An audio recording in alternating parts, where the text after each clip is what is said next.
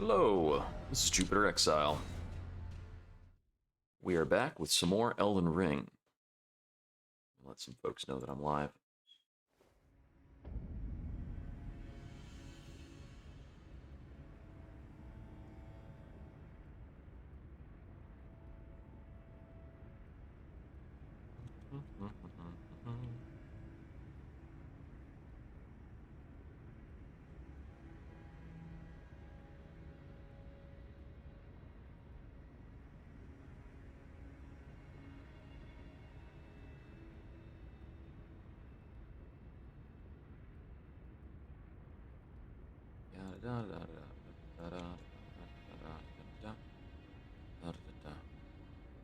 Okay, that's enough Discord posting. Alright, so, last time we met Melania. And Melania is really tough. This boss is referred to by some as the hardest boss in Elden Ring. So, there's some other stuff we're going to work on. We are going to take a bit of a trip. I did look up a bit of a strat, but the strat kind of cemented something I thought, which is you need to parry this gal, like for sure. She's not going to stop. She's going to keep hitting you. So apparently, I got the location of one of the NPCs I've been missing. I lost track of this NPC hours ago, and apparently she moved down here. I've never looked back here in a very, very long time. You, please, leave me be. It's pathetic, I know, but you, please. It's pathetic, I know. Think about what? Yeah. Now, I already have the key item to progress her quest. I just need to rest to update things, I guess.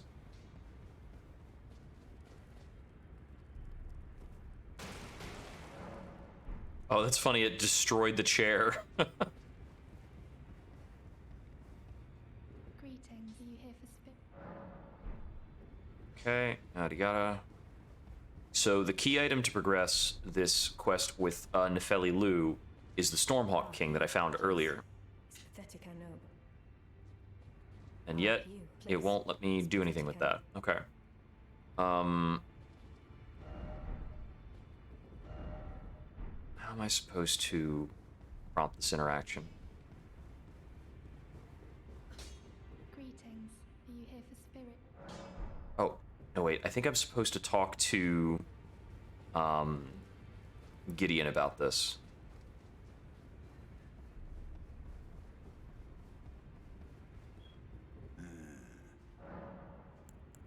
There we go. You've already indeed. So I had no further use for it, honestly. A determined plebeian is more wicked than an omen horn. I suspect that's just what the Queen wants. A dose of ambition to it. Is that potion modality Celivis?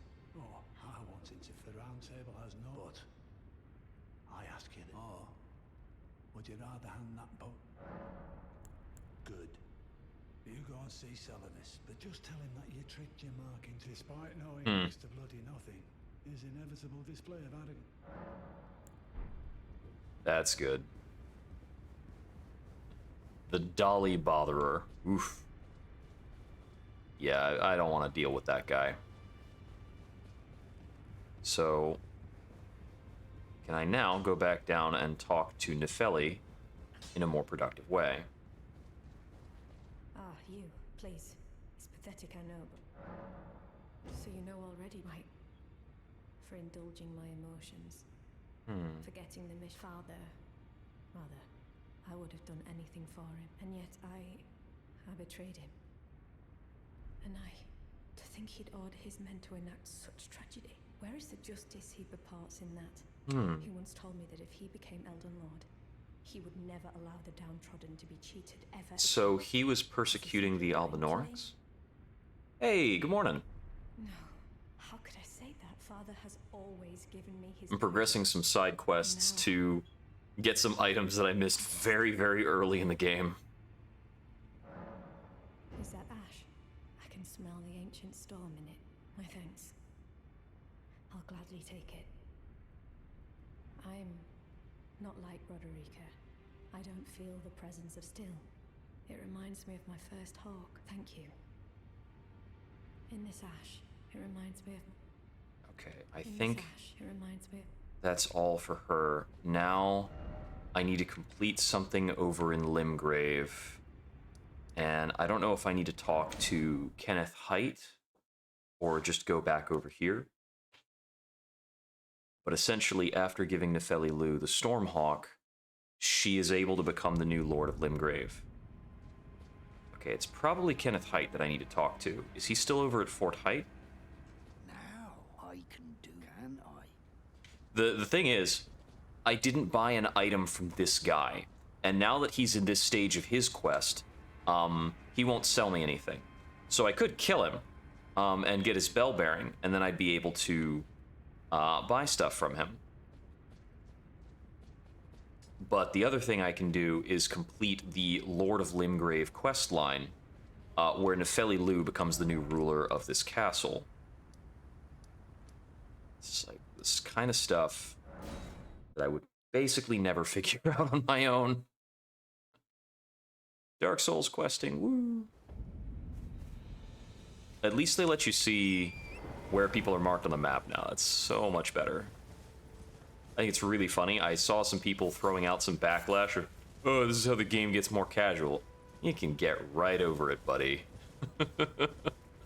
This game is huge. We need a couple quality of life changes. Yeah, thank you very much, FromSoft.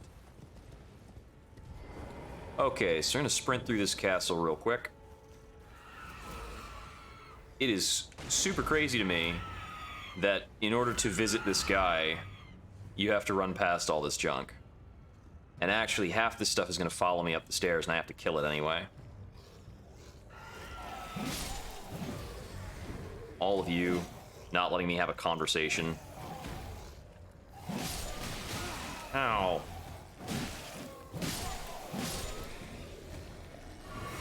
There we go. I must begin for a true one's. I must begin for a true. Okay, so that's not how we progress that? Do I need to talk to somebody else in the round table hold? Whew.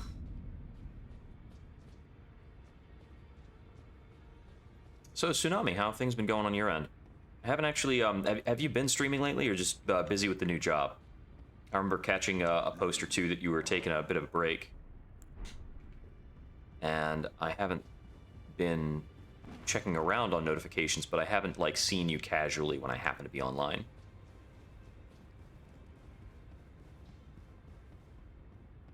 Let me talk to her again down here. In this ash, it reminds me of... Okay, I have no idea what I need to do. Guides. Let me go back to guides. I had this up here.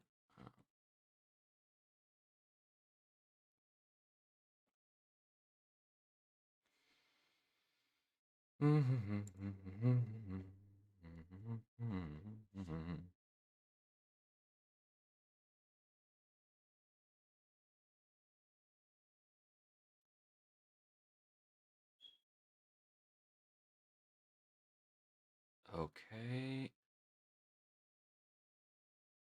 So yeah, I should be heading to the throne room at Stormvale Castle. That's what I did.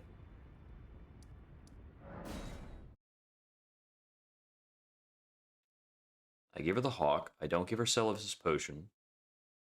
I have cleared Fort Height and killed Godric the Grafted. But the circumstance is still not updating. Okay. Maybe I need to clean this Celivis line up before it will really respect me. So, let's go visit Celivis and maybe murder him or get something, I guess. Let's also get some coffee.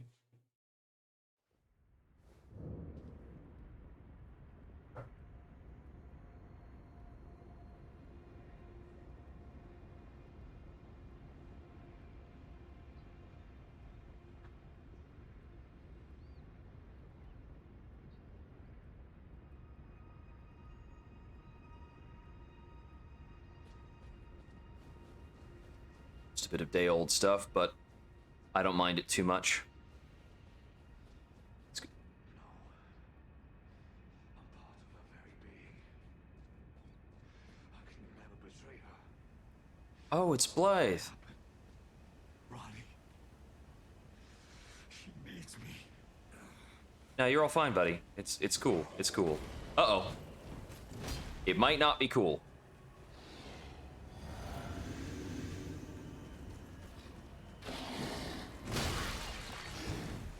I can do this. I've seen your attack pattern before. Ouch. Oh no, he has another thing. The last, I fought a Phantom of him earlier in the plot line, and, the Phantom version ends its combo with the leap slam. Okay, I might be able to return him to sanity by beating on him for a bit. There's actually a few different fights that work that way, where you can get a character to come around by fighting them. We're gonna try a little crab meat. Alright, let's go. I'm ready for it now. You up? Okay. I'm gonna start a little rude. Forgive me.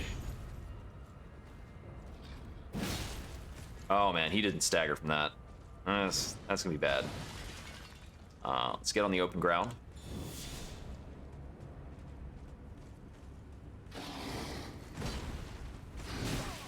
Okay, 2 swipes there now. That's the leap. There we go.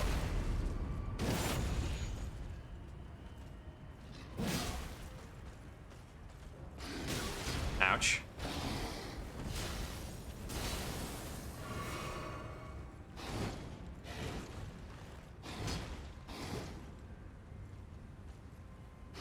Four swipes. No, only 2 that time.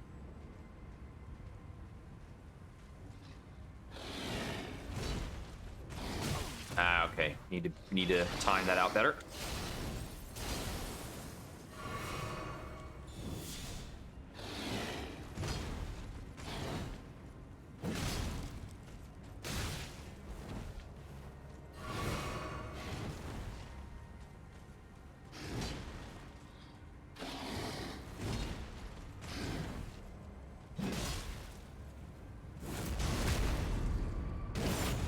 Alright.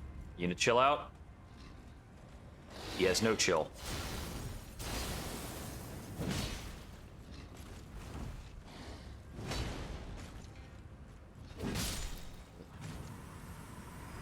Sorry, Blythe.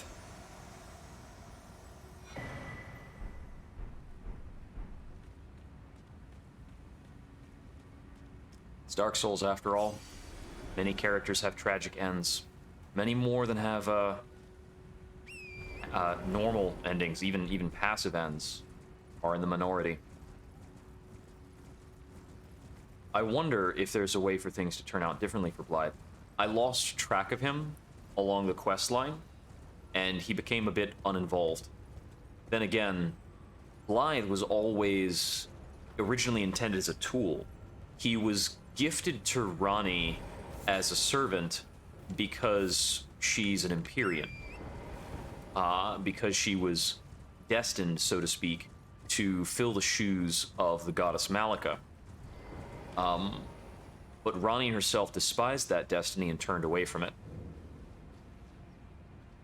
Oh look, you gone and get yourself killed? What a shame. You get your whole armor set and all that jazz. Haha.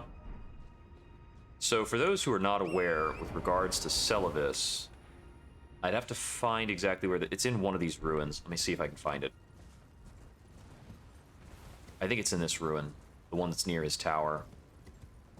It was behind an illusory door, or an illusory floor panel, I think it was. Ooh, Arteria leaves. Those are good.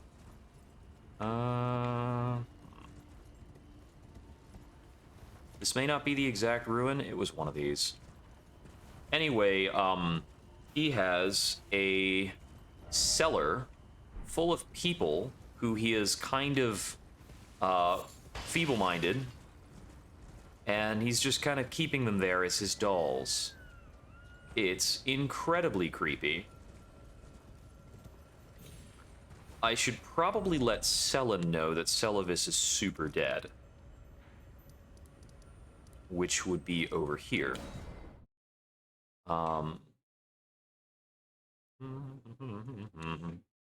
Seems the two of these had some kind of shared relationship. Celavis gave me an introduction letter regarding her. Shall we commence the lesson? What's this? Oh. My apprentice. Ah, then you have seen Master Azure.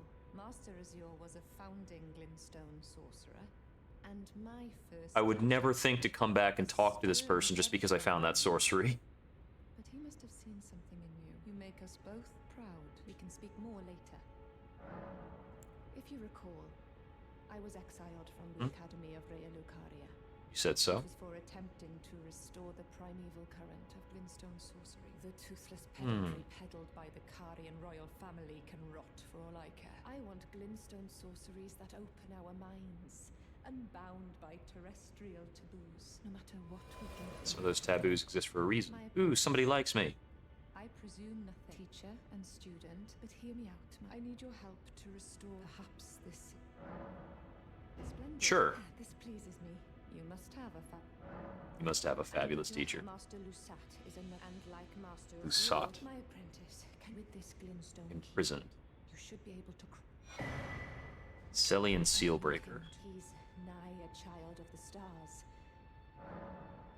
After his expulsion from a place called Celia, thinking about it, Oh. I obtained the Glintstone key. Wouldn't be too much of a leap to. Okay, so Lusat is somewhere in Celia then, which would be somewhere around here, which is kind of a big place. I have some thoughts. I'm gonna check and see if the NPCs have decided to cooperate and, like, move and update themselves. No, is it just... No. I don't need to sneeze, it's fine. He's still standing there. This is not progressing the way it's supposed to. So, alright, that's it. Had it.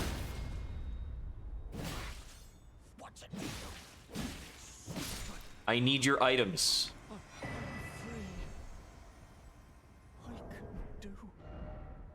I'm sorry, buddy, you can survive in New Game Plus when I don't need this. That is the only guy who sells a buckler in the game. That's the only way to get the buckler, is you have to buy it off of him, or if he stops selling things, you have to complete the quest lines and start selling things again, or you gotta kill him.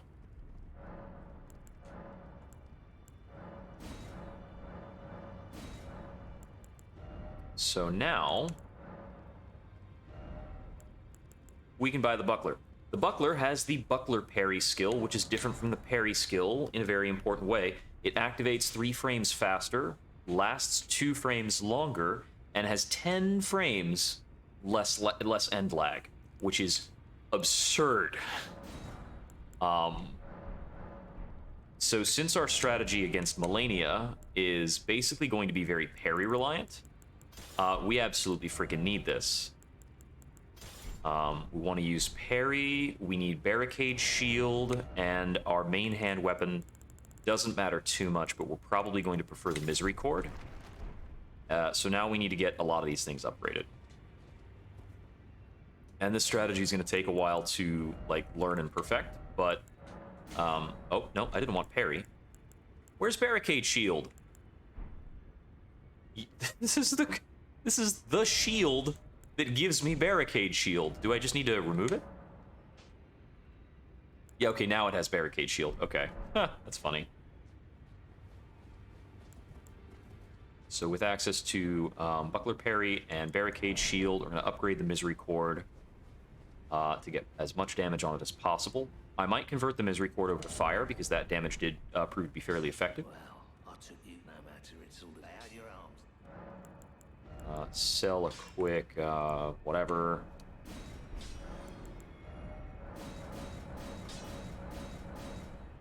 not going to take that up to 7 yet.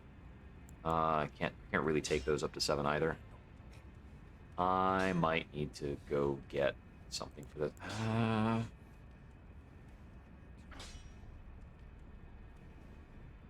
Okay, I'll think about it more later. I might need to come back and upgrade that, which means I might need to progress the plot, main plot. Okay,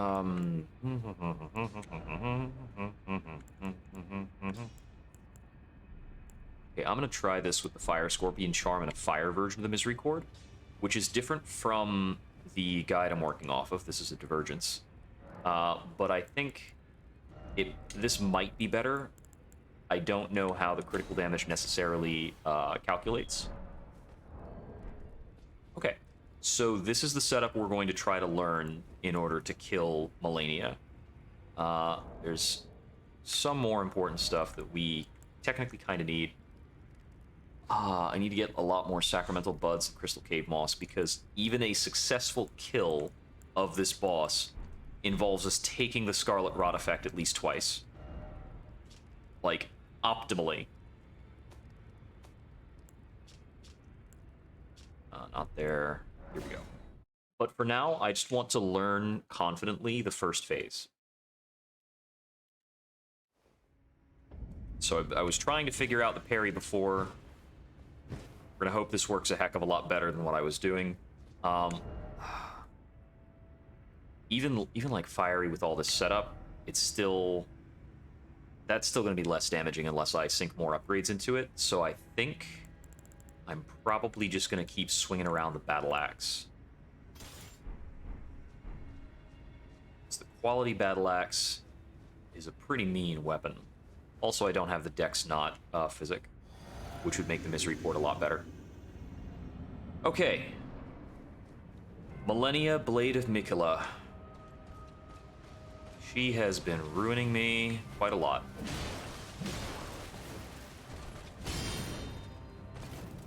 Too early.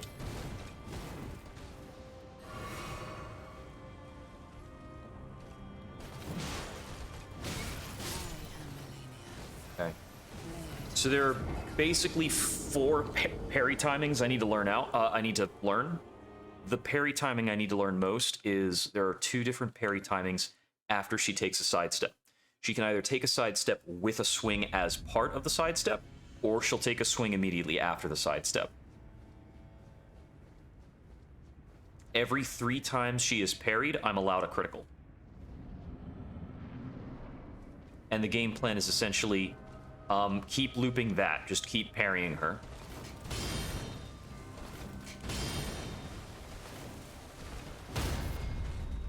Like this.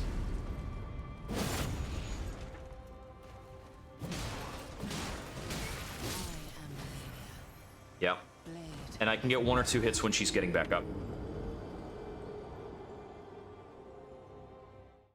She uses a special attack at about 60% and 30% health, sort of. And I need to stop that attack by switching the shield and activating Barricade Shield and then blocking for a while, and then I roll out of the last parts of it. And that's the game plan for the fight. Which is... It's an unnerving game plan, because you need to get a lot of parries successfully.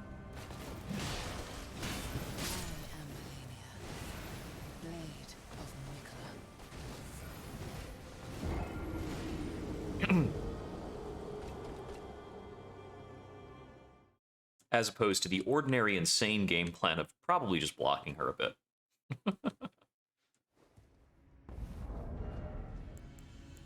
I'm going to swap out the Fire Scorpion Charm. Fortunately, there's no charm that just improves critical damage itself. I'm trying to remember if that was in an earlier game. I'll just increase strength instead. That should give me a higher attack rating here. Fire Charm would be effective if I was using the fire weapon, as the bonus from the Scorpion Charms are actually pretty good.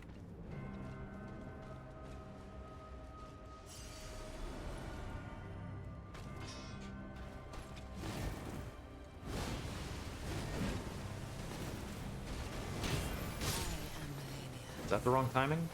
Okay. I was probably a little too early.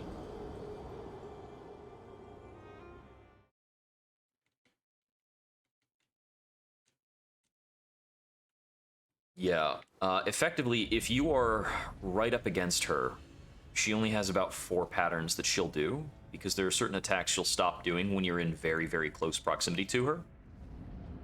So we want to stay in very, very close proximity to her to diminish that variability.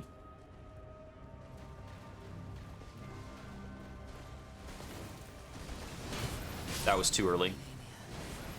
That one I know definitively was too early. The buckler parry, as I said before, the buckler parry activates 3 frames faster than a standard parry. So we do not need to input it as early as we were learning last night.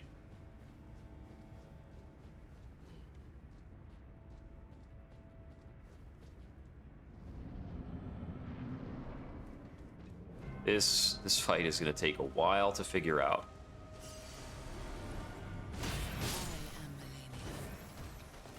There will be plenty of attempts like that.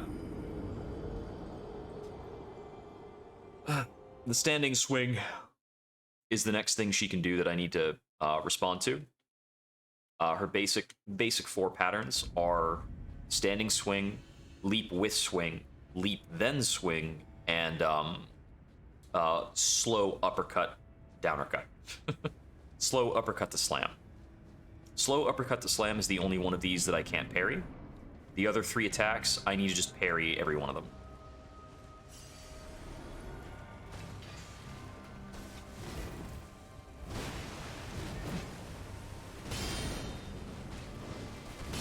Oh, there's that one too. Oh, and grab.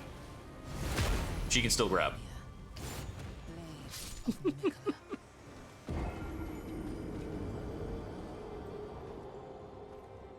The buckler parry is turning out way more consistent than what I was doing last night. So that's cool.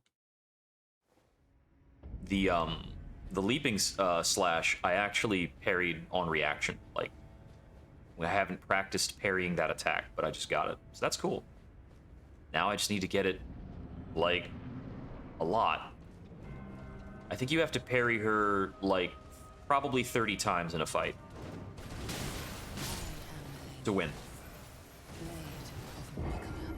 Which is insane.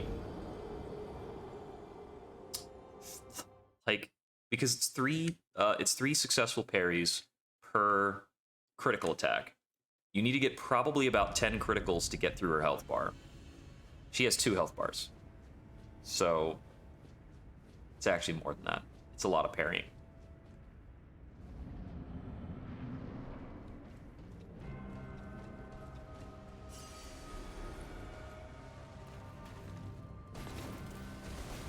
That was too early.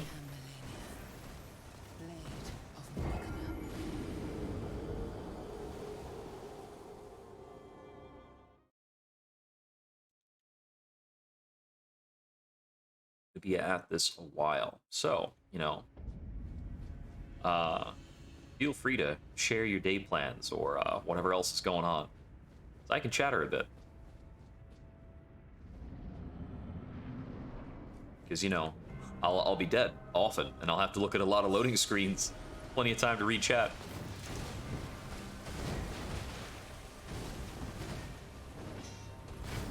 It's a little off kilter.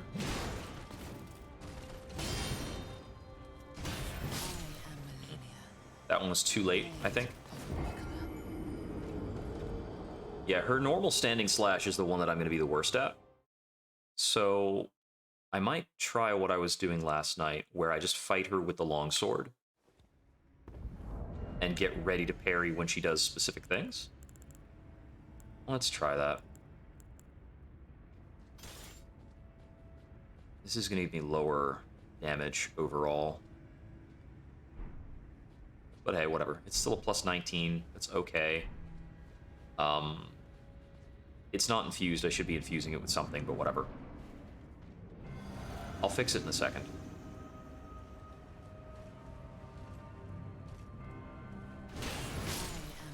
I can fix it now. There we go. Huh. I'm going to keep this on fire and go back to the Scorpion Charm. I think that was the most effective damage profile from what I tested last night.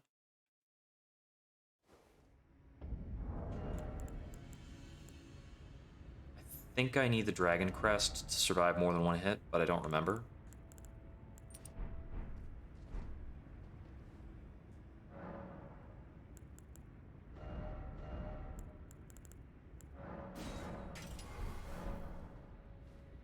And what's my physic on? Is the physic on fire? Yep. Strength Knot and Flame Crack Tier. This is very starkly different from my Lord of Blood attempts. Those attempts were getting pretty good after not a lot of time.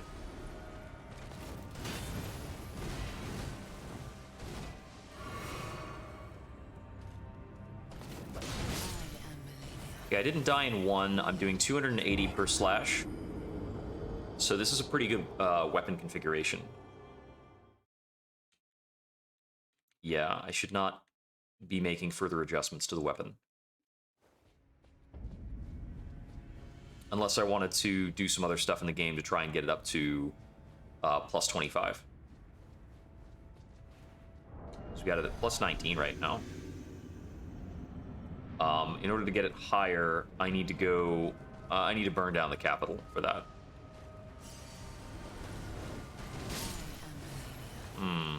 I didn't even see my parry start. I hit the button. I promise I hit the button.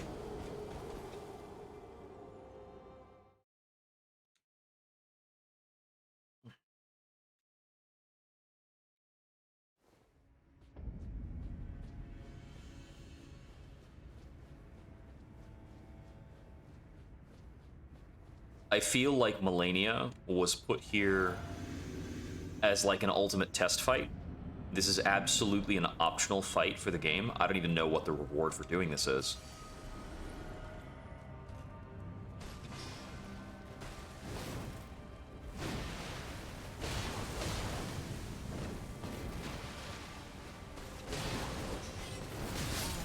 But within the game, she's the undefeated swordswoman. And some of how she fights, in terms of being parryable and those things like that, feels to me like it's intended as a refinement of Gwyn. I don't know why exactly I get that opinion, because there really aren't echoes of that in her character design or her moveset. Not too much.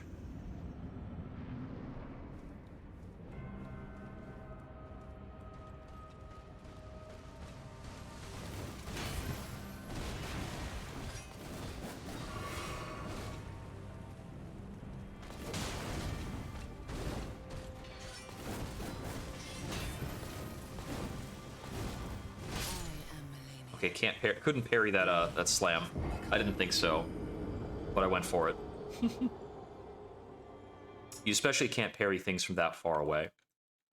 Whenever you're parrying in the game, you are generally trying to deflect the opponent's hand rather than their weapon. That's usually the better way to think about it. Parries out at the extreme of the weapon swing at the tip end, you often are not able to do. Depends on the hitbox.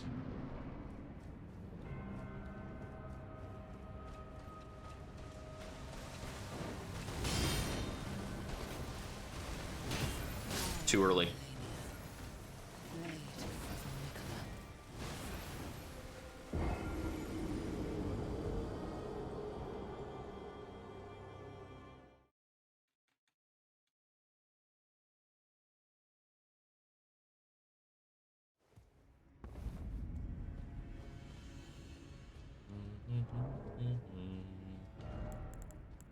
I'm not going to put Scarlet Boluses on yet.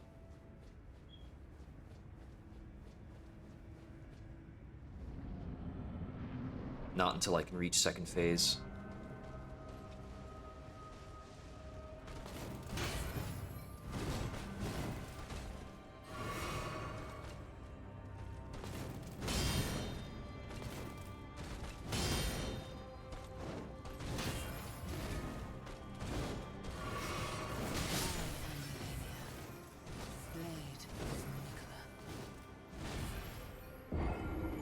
I was not done drinking soon enough to avoid that.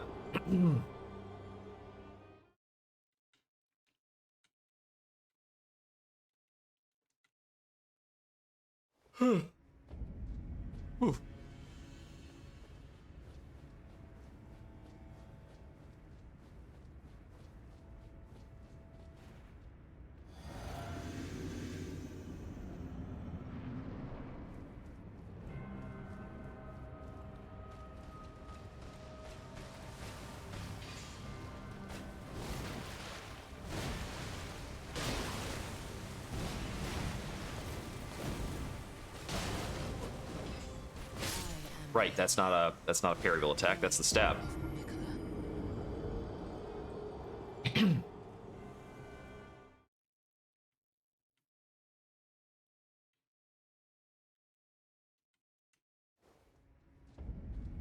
She popped up into the air, and I was thinking it was the leaping slash, where she just does a little bunny hop into a basic attack.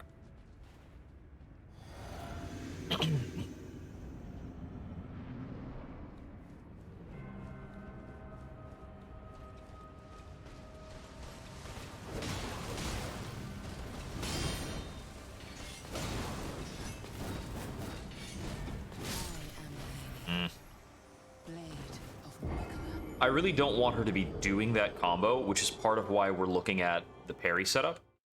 Now, her triple slash, I believe, is actually parryable, and that is something I really need to figure out. It happens super fast, and it's not only the triple slash itself. The follow-ups are also very, very difficult to avoid.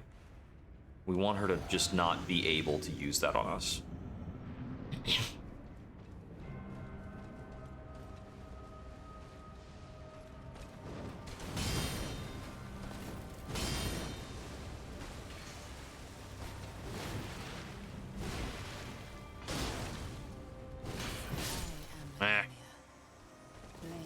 That one was too late.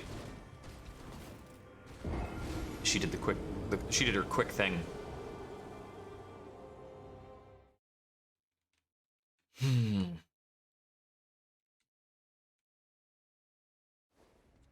Yeah, Mo was like hilarious compared to this. We could just hang out near him, ducking under most of his attacks.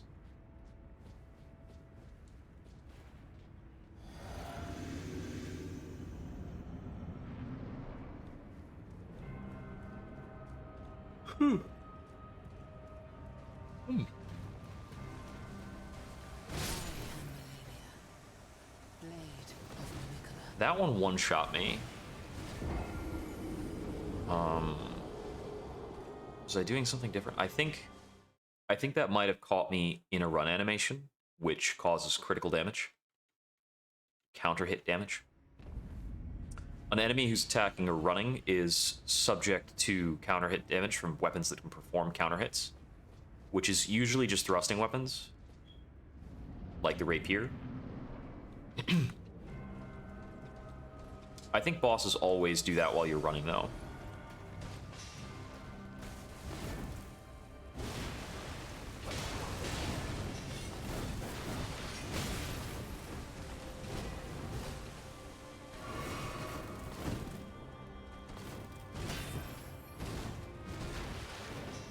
Dead.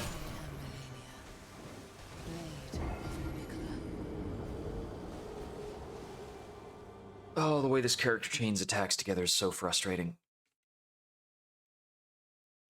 I was mentioning this on the stream last night, but the way that a lot of attack strings work is that the boss is not committed. When the boss actually goes into the attack string has an ending animation, basically. When the boss commits to the ending animation, that's when you're safe to do drinks and things like that. But if they haven't commit to an ending animation, they can extend the attack and do another thing.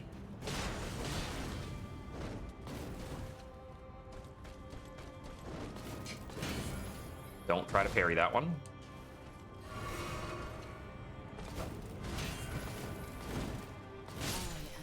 I lost all my stamina because I missed a parry, because I tried to parry the kick.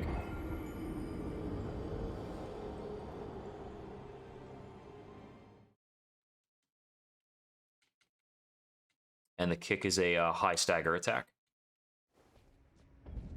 it will always deprive us of the full stamina bar if it gets blocked or parried.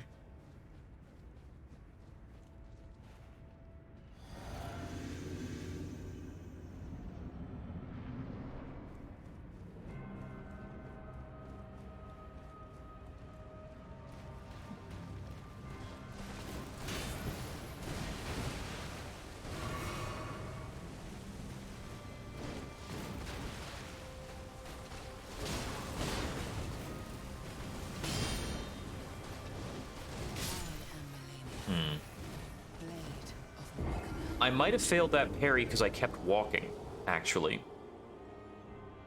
Because I think the problem there was I was in the wrong position to successfully execute the parry, and that's because I was holding forward.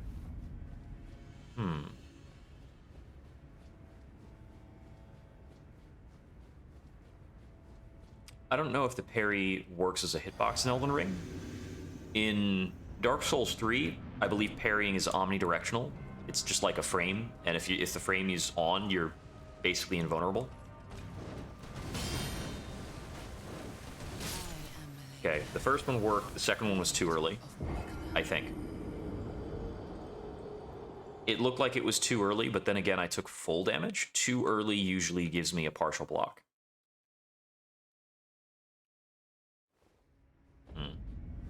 I might need to look at the frame data again.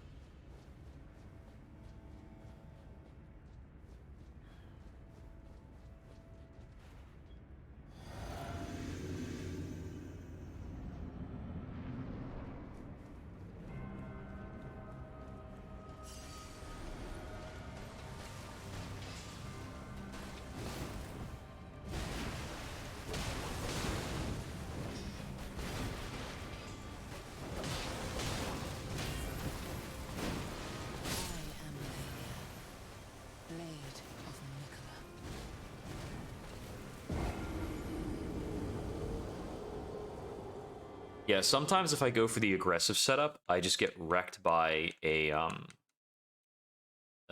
sidestep slash. It happens pretty fast. If I'm committed to an attack animation, I should probably be trying to dodge it instead of parrying it. I can parry it if I'm in a neutral stance. At least theoretically. That's all based on me putting the button input in right. Which you still have to do. Pretty tricky.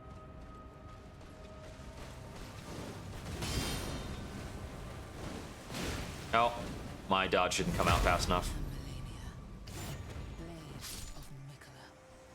Bleh.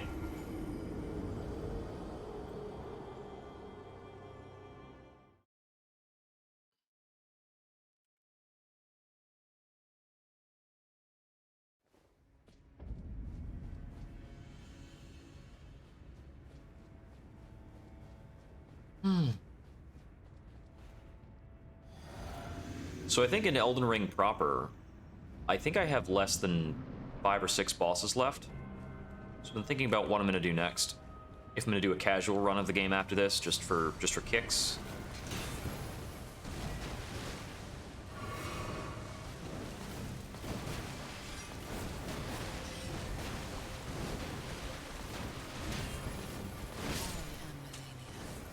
I just couldn't get back to a neutral stance. She doesn't stop attacking.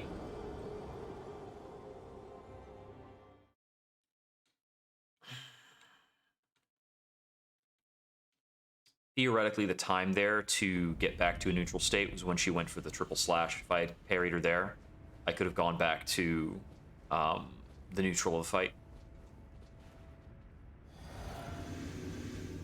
So I do want to get back to running Metroid Dread, for one. My speedrunning rank was 208th. I was fighting her for 2.5 hours last night, so we're just about the 3-hour mark. Although, what's it called? I did spend some time in between running around for quests. That was probably about the first 20 minutes today. So, also that 2.5-hour marker was including a little bit of running around before I found her. So I think all said and done, I've probably been fighting her for about 2 hours. And it's mostly 2 hours of just walking in and getting killed immediately.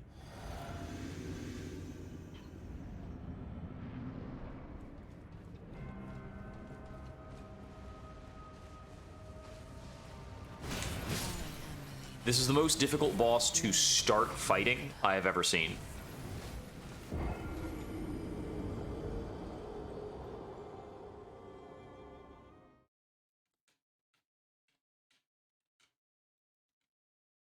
Yeah, it's just a casual jaunt, and we get a sight of grace here. It's not a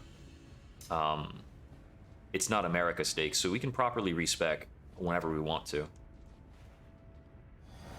Change the equipment around.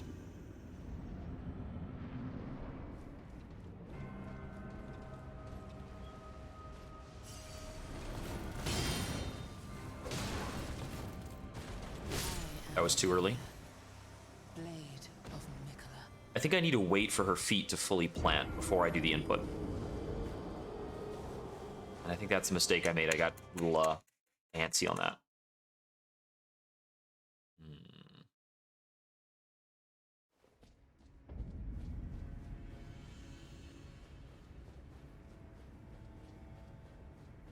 And I've got basically until around 2 o'clock until I'm going out for D&D.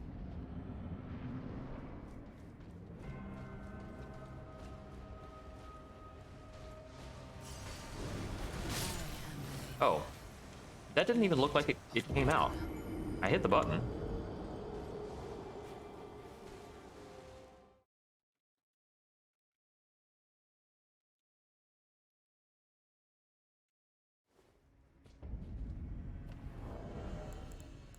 I'm gonna try changing this out for the Dragon Press Shield. I think I'm taking lethal from some attacks that don't necessarily need to be lethal.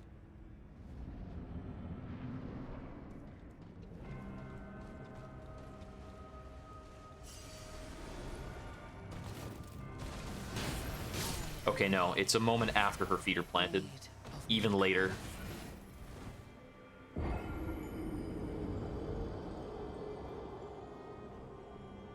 So it's got to be the start of her sword swing, is the timing for pressing it.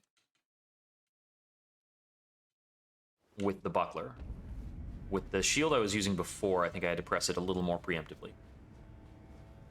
Yeah, there's another strat that I was using before that was less reliant on parrying, and I was able to get her down lower with it. But it's a very stressful thing to do, and I want to be able to parry her anyway. It's going to make her second phase cleaner.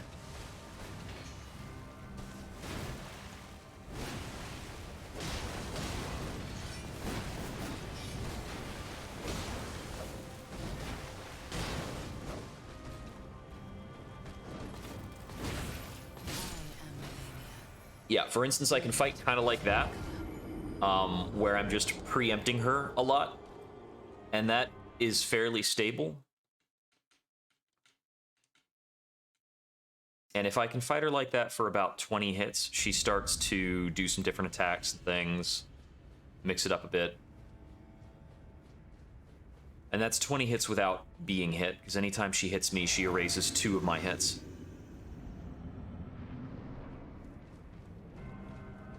Yeah, she heals on hitting me.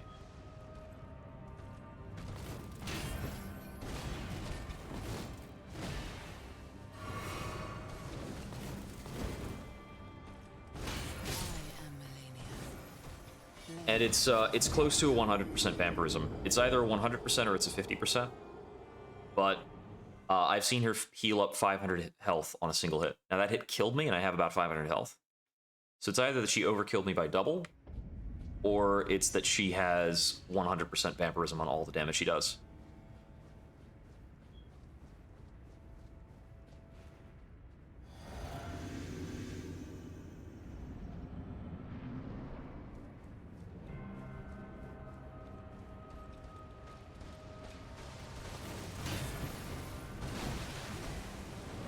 Dead.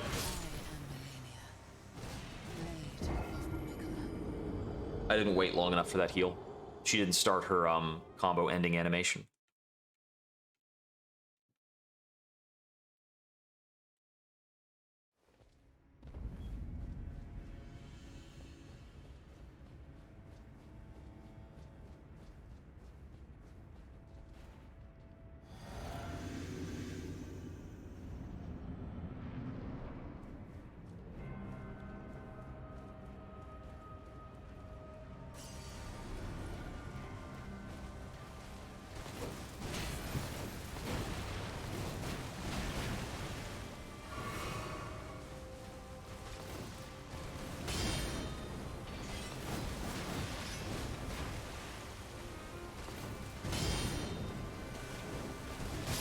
was too early and I walked forward.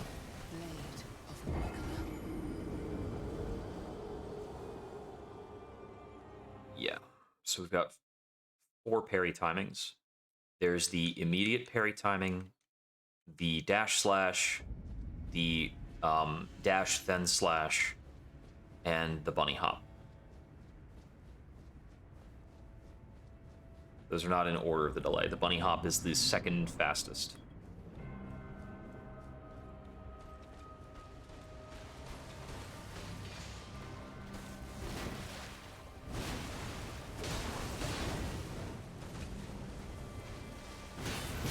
That's the immediate.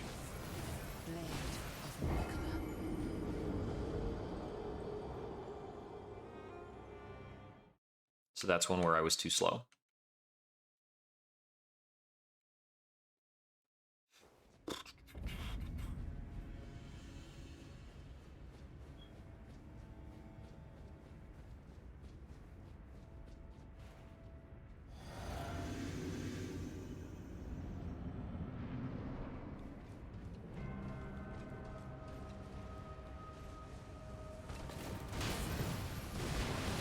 That was too early, I think.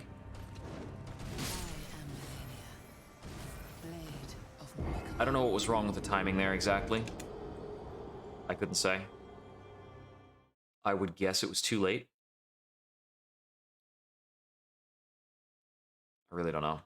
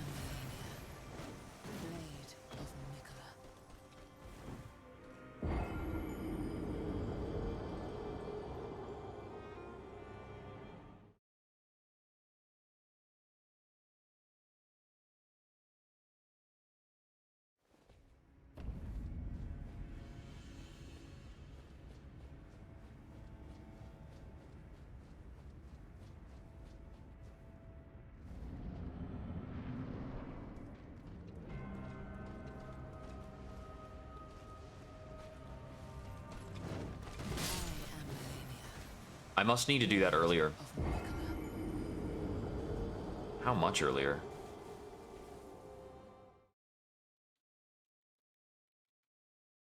I'd easily say that the bunny hop slash is the one that I'm...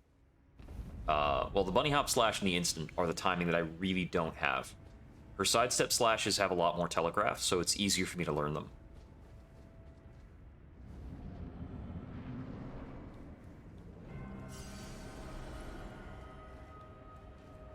Do I need to react to her not moving? Maybe. For a lot of attacks, she'll stop her feet.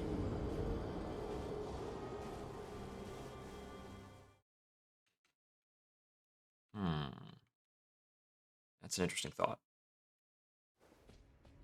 I've been able to notice that about several bosses' walk cycles. When a boss starts a walk cycle, they might be committed to it.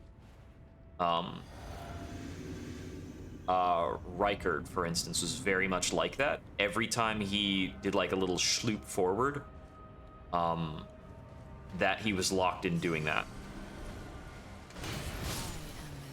I'm still not getting that one. It's just wicked fast.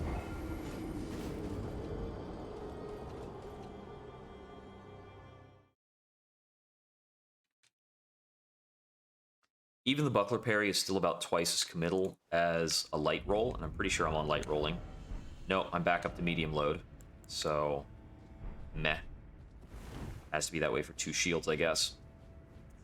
Medium roll is probably something like 30 frames long, if I hazard a guess. I think fast roll is usually like 20 frames. I have almost no idea if that's correct.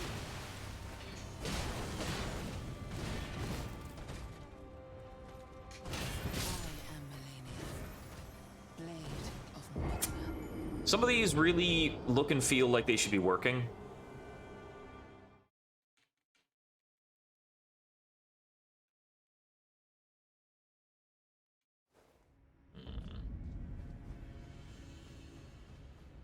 I'm gonna permanently scrunch my face looking at the game like this.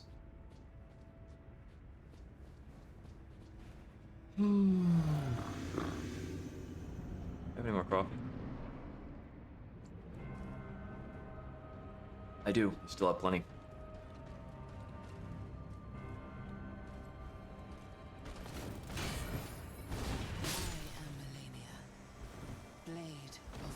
Her sword's long, by the way.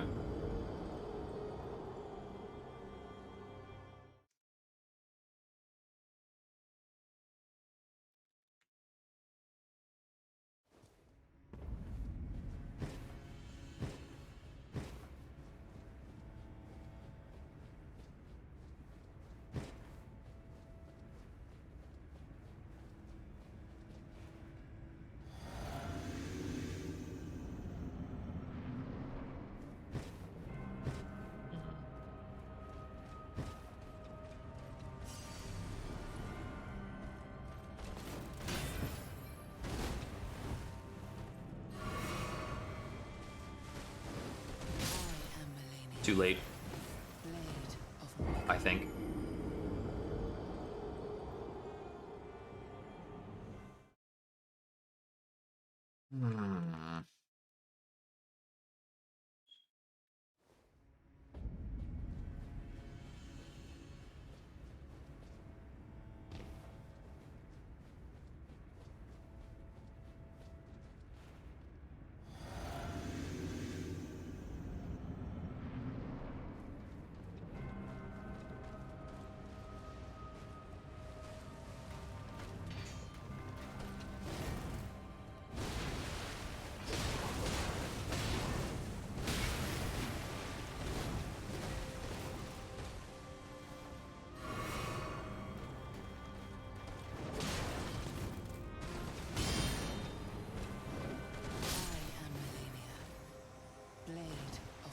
Am I doing it too early? I think my shield was all the way out there by the time she landed. Maybe I'm going too early on that particular attack. I've been assuming I was late on a lot of these. Maybe I'm early on that one.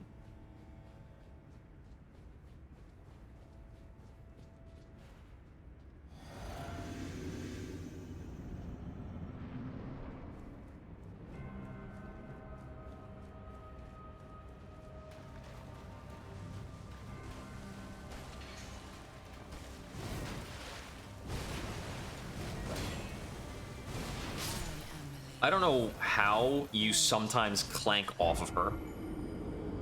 I have not understood what that is or how that happens, but it does happen sometimes. But it doesn't look like it's based on any animation or anything she's doing. Sometimes I clank off of her.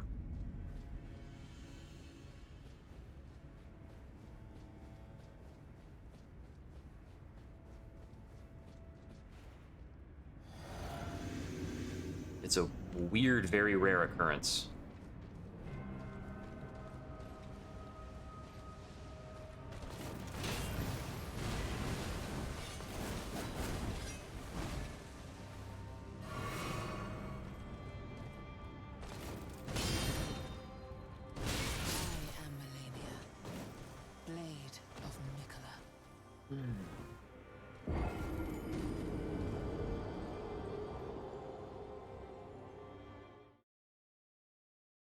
No, I'm surprised she fought Radon to a standstill instead of murdering him where he stood.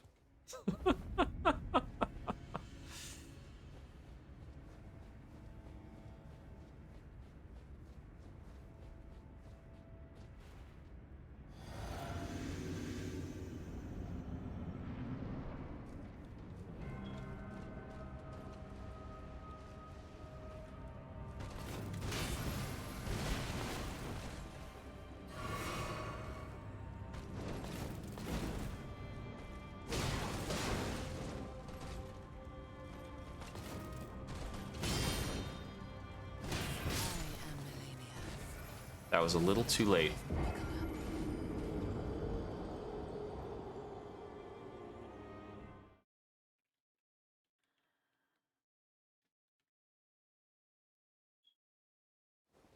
That's the one that's toughest, is just her standing regular attack.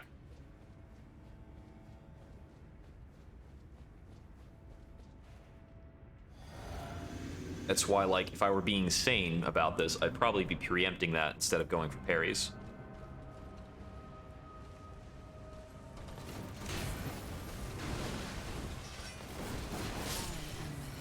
Yeah, if you back dodge that attack, the third swipe is long enough to hit you, which is infuriating. I hate it. I can roll through it, though. If I roll forward, I won't be hit by it.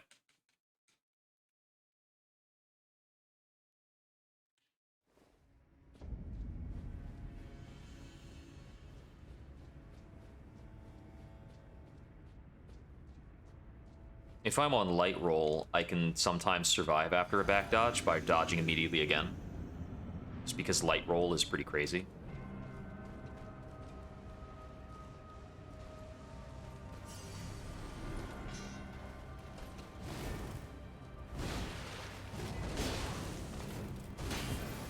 Too early?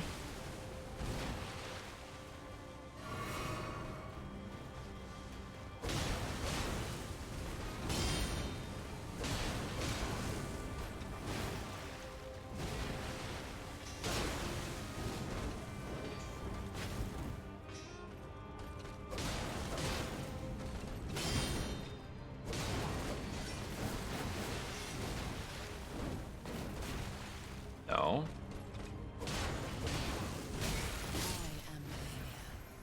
Okay.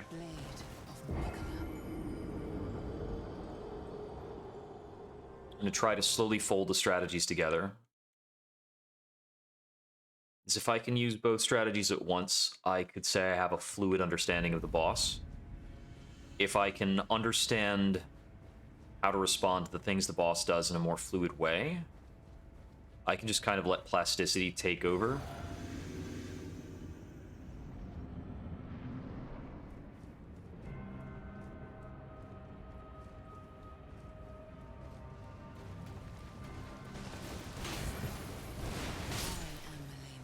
That attack I cannot roll forward into, because the sword is too long. I think that's another one where if I roll on the left, I can get out of it. Or rather, if I roll on her left, I will not be in it for her follow-up. The hardest bosses in Dark Souls, you have to roll towards the weapon side to survive.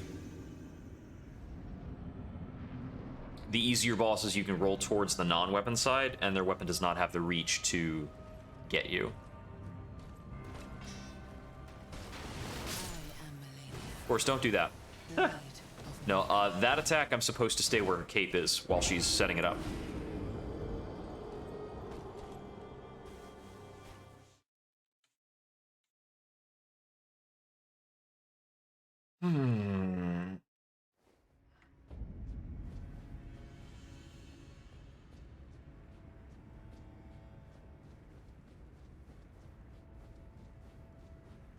You know, I still don't understand the origin of the constructs that are in the game.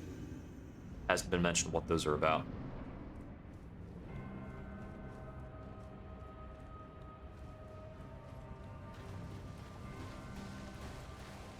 Flag, please no. Please stop. Please stop. Please stop.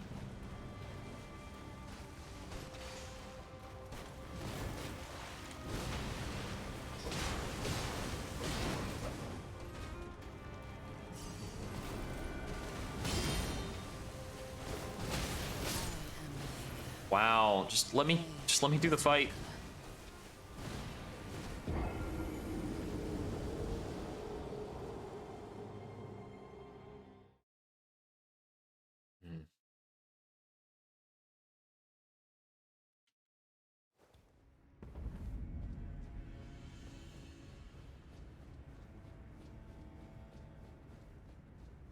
Yeah, most of the time I don't get any lag on this. And then occasionally it's just, no. There's got to be some kind of background process on the machine that is occasionally stepping in to say, these are my resources. I need all of this RAM for reasons.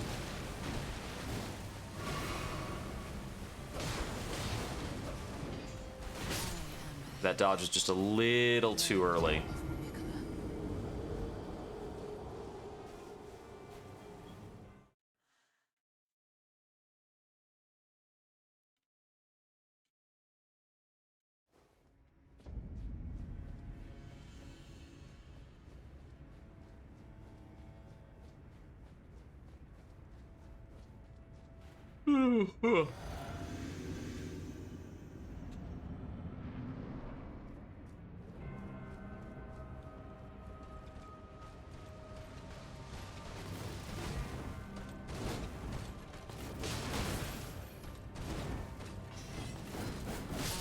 Right, I back dodged it, so I die.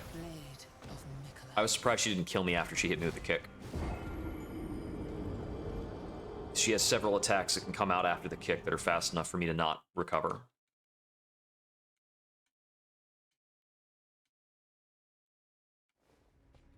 It is one of her many death sentence attacks.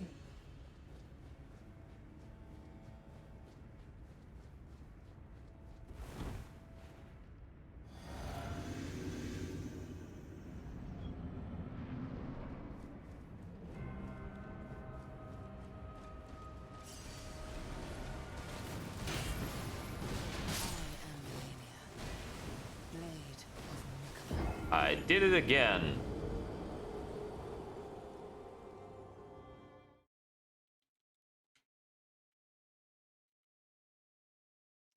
It's difficult for me to internalize, like, what I'm supposed to learn when I die so quickly in the fight.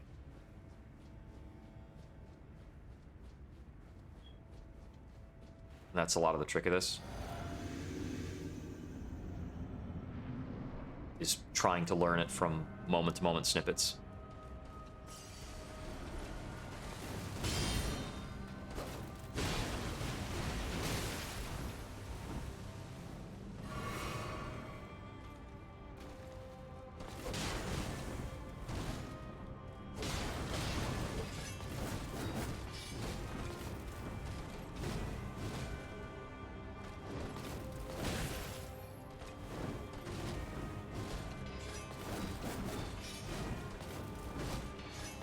Dead.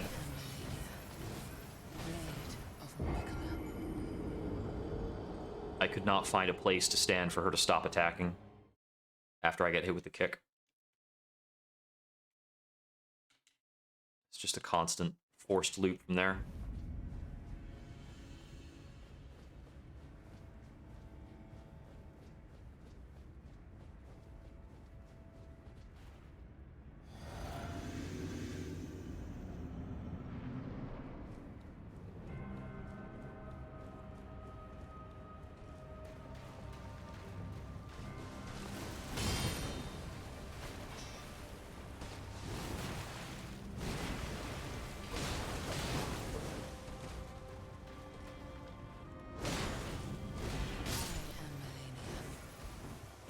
I didn't think that should be one-shotting me, but I guess it one-shots me with this gear set. I'm still rolling to the wrong side of her. Why do I keep doing that? Like, that roll never works. It's always got to be this roll, never this roll.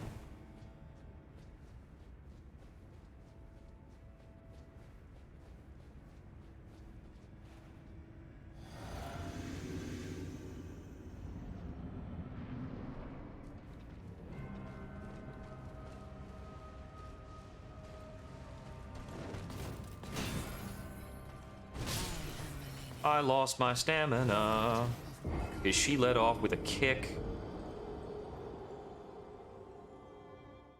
I think she'll only do the kick after a step in, and she only does the step in if I'm further away from her. So that's because I did not close the gap enough. I need to be actually moving all the way into her face to prompt the right attacks.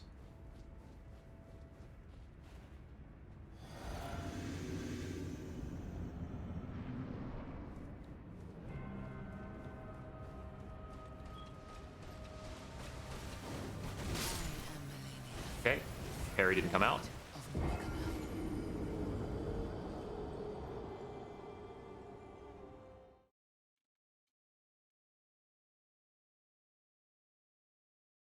Which might be that I input it too late. I'm not sure.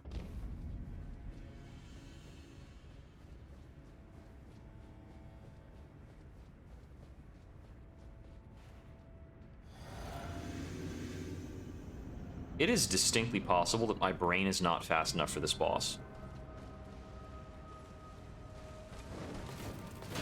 Can't parry that, I'm dead.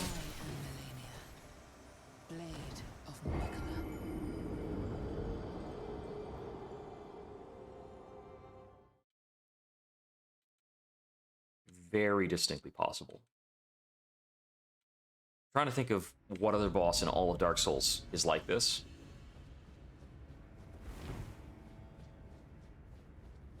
Pontiff? Not really. Pontiff is much slower than this and less damaging. He's taller and his sword is smaller relative to his body. His swords.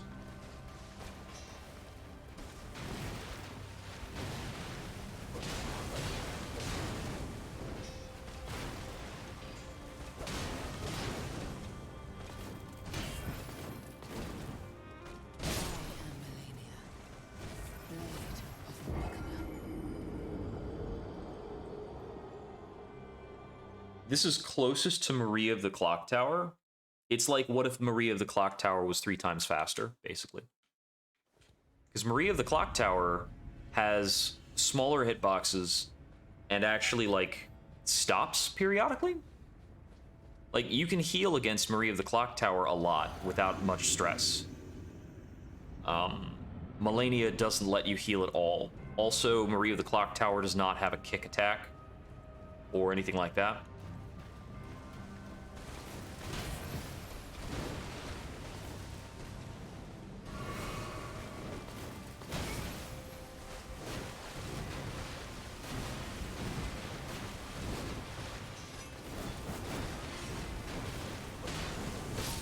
Quit it! Just stop!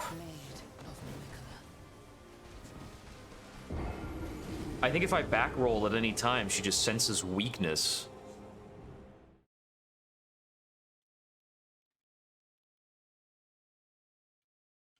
And just goes on turbo mode.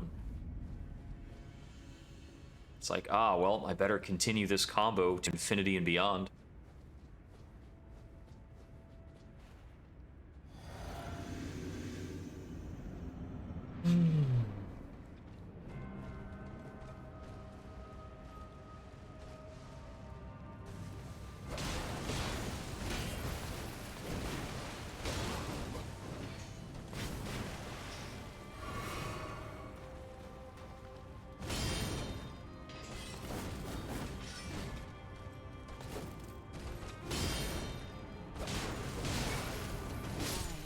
Okay, so that parry felt absurdly early, but it worked.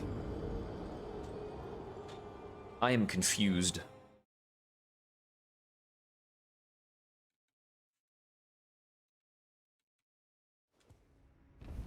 That's been getting me a lot. It's like some of these parries that actually succeed, I am throwing them out really, really early.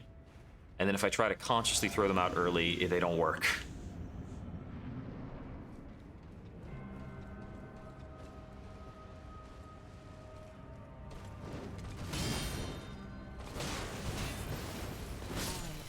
Okay.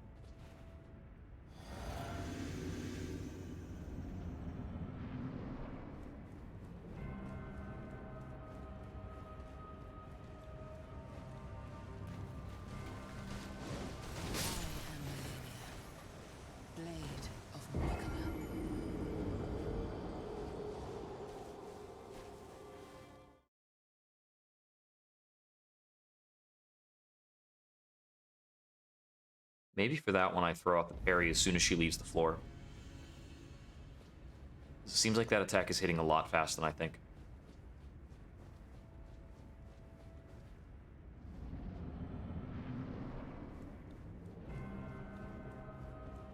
Or that my parry is slower than I think. I don't know which.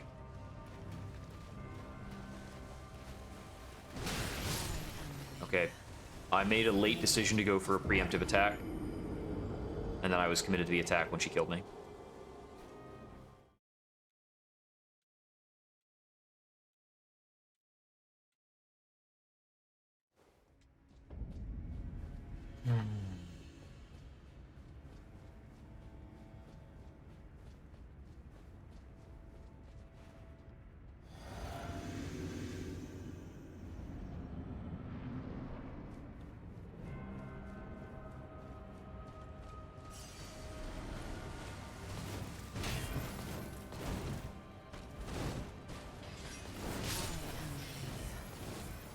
Oh, you're walking backwards. Die.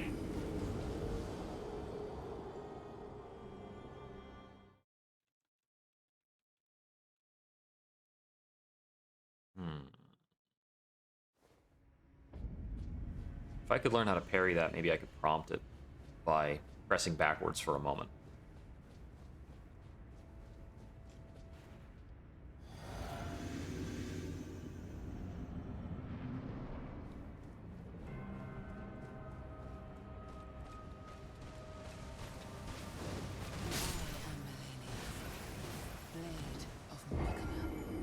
I am suspicious of that attack. I don't understand how I'm so consistently failing to parry that attack.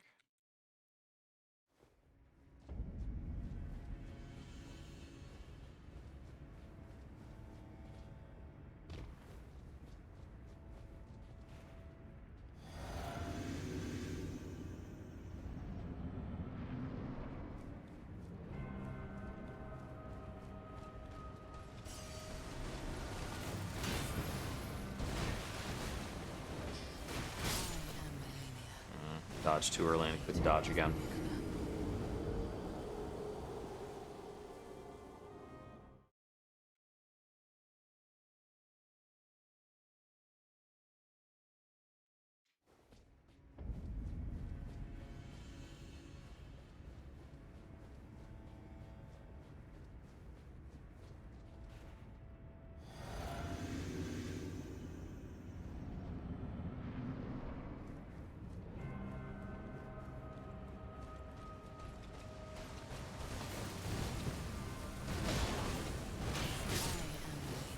Okay, I need to stop moving.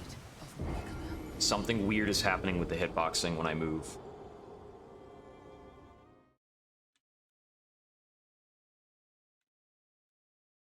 It's giving her a dead angle on me. The game just froze.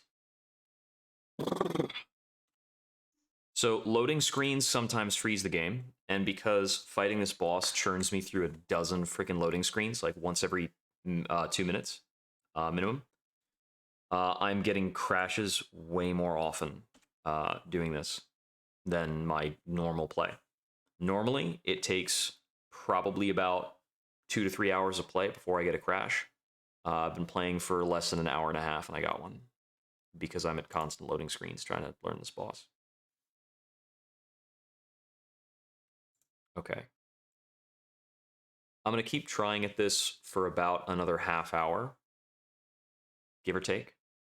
I think that this boss is probably the last thing I should be trying to do in the game when I have fully upgraded weapons and everything, and all the other bosses are dead.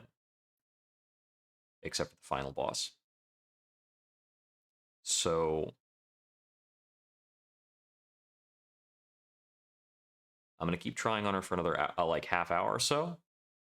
And then I'm going to pivot. The next time I sit down, I'm going to pivot to something else. Especially because I'm getting more crashes when I try to practice fighting her. And that's really obnoxious.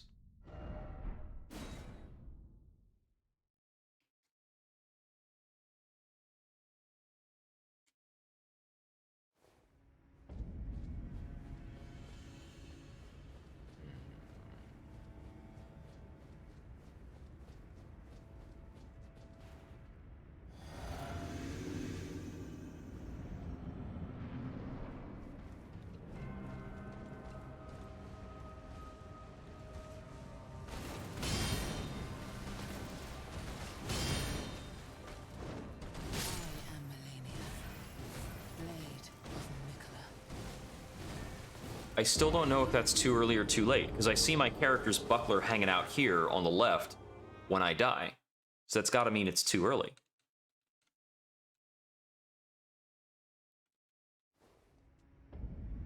I lost control of the game. There we go.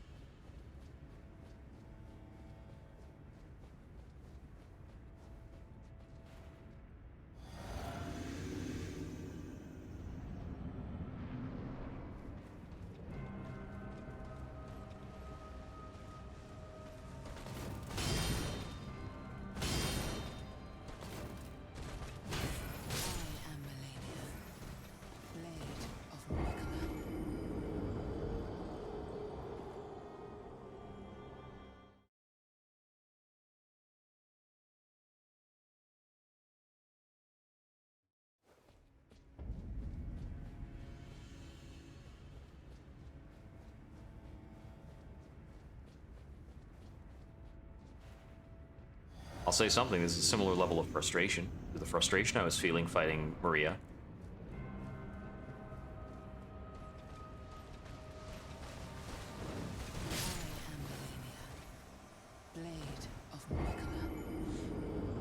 I still don't know what I'm doing wrong with that parry. That particular one. Because once she's jumped in the air, I cannot... once she's up in the air, I can no longer preempt the attack with an attack of my own. Like, I could stagger her out of that, but only if I start the swing while she's on the ground. But if I start the swing while she's on the ground at the wrong time, I get killed. Because she goes into a swing before my startup is done.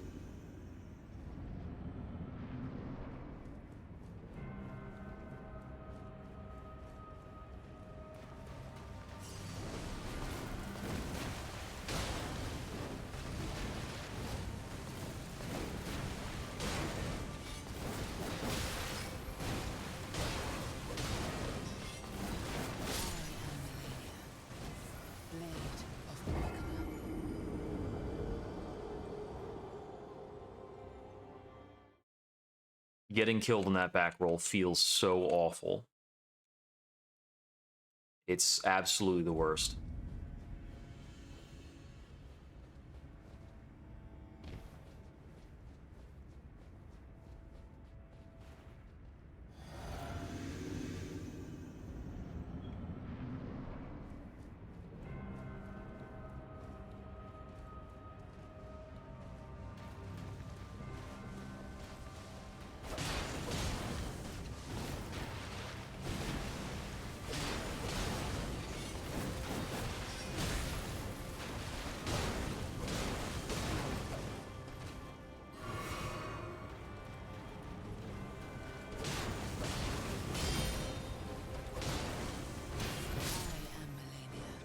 Hey there.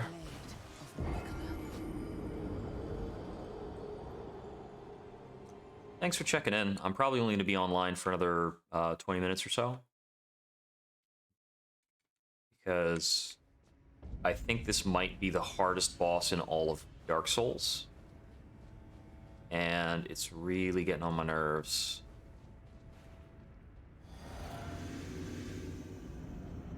But thanks for stopping by. Haven't seen you in a while.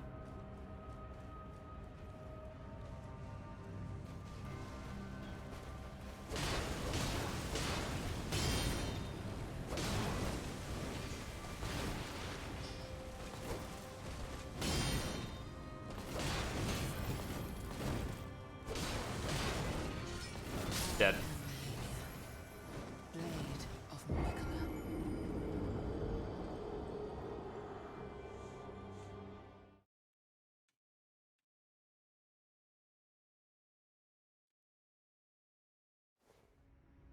Yeah, that game is one of the best video games of all time. It's crazy. Yeah, it's just an incredible experience. Like finding all of the little bits and bobs and putting them all together was really incredible.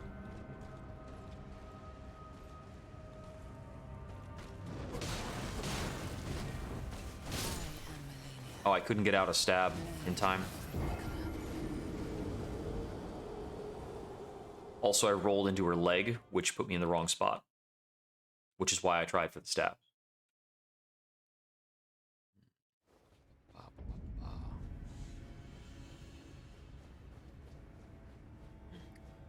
Once you've finished playing through Outer Wilds, I've got a playlist of my playthrough up on YouTube that you can check out. It's like watching somebody discover that game is super fun, but you don't want it to be spoiled.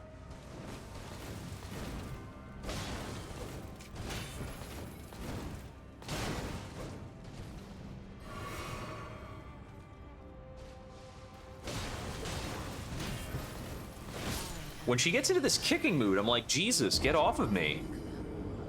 I don't even want to see that attack.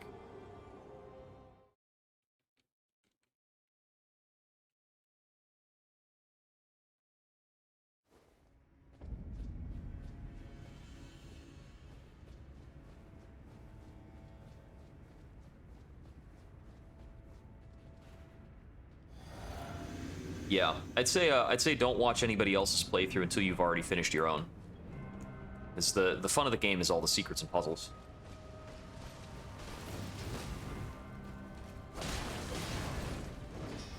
Dead. No? Okay. Live.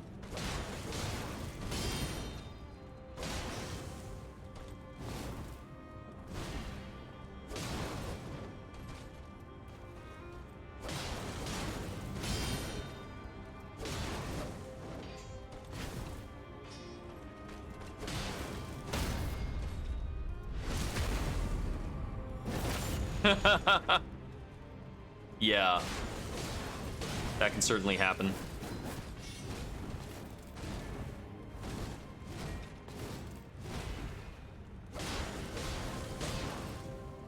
Oh, that's that attack. No! I haven't made it that far in a while.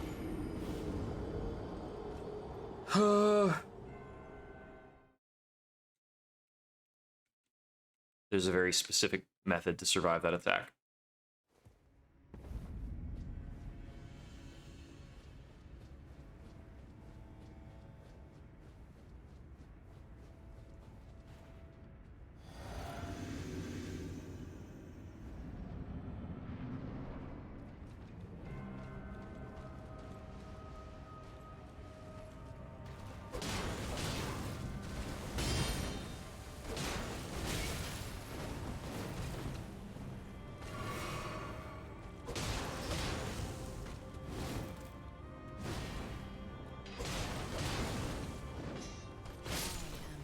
I pressed on B too soon, and so I wasn't able to roll in time.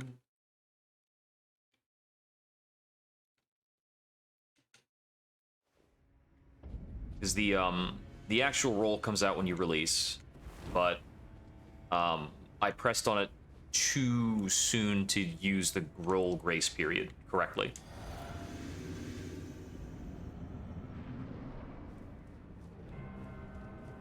The character would have started to sprint.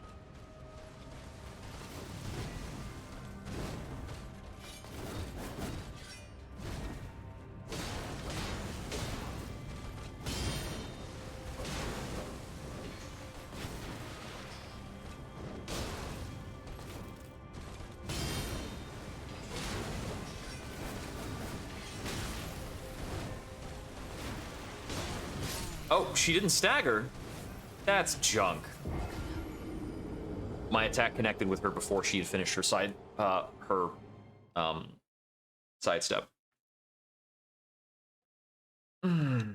If it connected after she had finished her sidestep, she would have staggered, and I'd be fine. I also could have parried there. Might have been better to do the parry.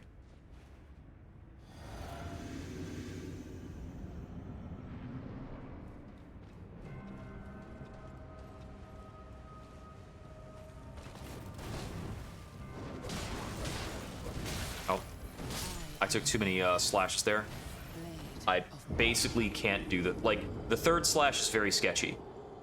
She can dash out as of the second slash, basically. And if she doesn't, I can get more hits on her. But I need to recognize whether or not she's going to dash out before I input the third attack. If I input the third attack and she decides to dash out, I'm pretty screwed.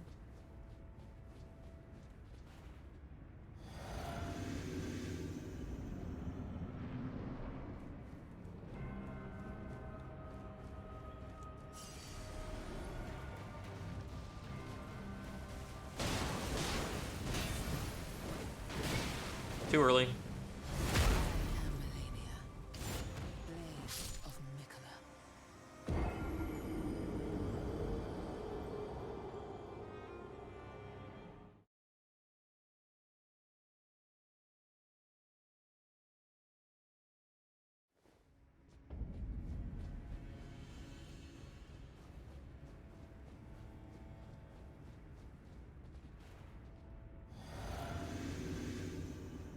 The upshot of this boss is if I can get to her phase-changing Turbo Slash attack, I basically just need to do that loop several times.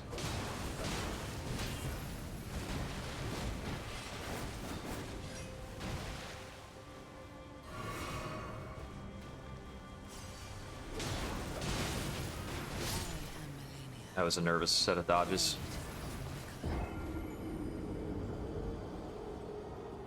I believe that over the course of a proper fight, she will do that transitioning attack about 4 times. So if I can get to that step, I need to do that 6 times in a row.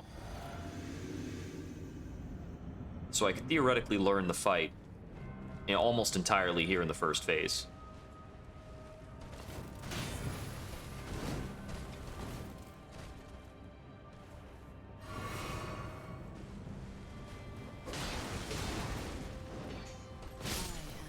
I pressed circle to I pressed B too early. I needed to let off that and repress it really fast instead of trying to use the grace period.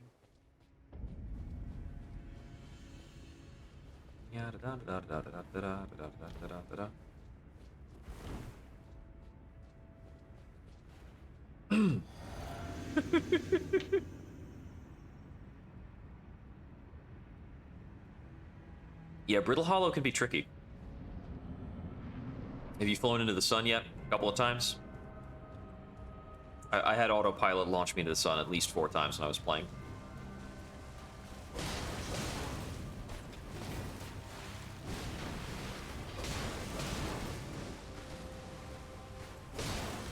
Oh, shouldn't have taken the second swing there. Ah. Yeah, I'm trying to remember which of the planets tends to do that to you. Like, I think it's if you're trying to go to,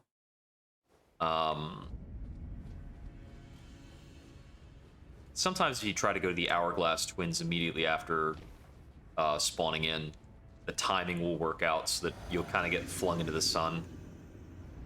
Maybe it was when I was pathfinding to the comet. Forgot the name of the comet. The Interloper?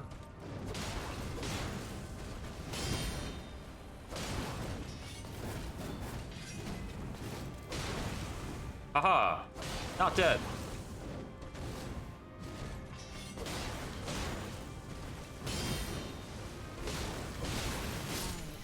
Now I'm dead.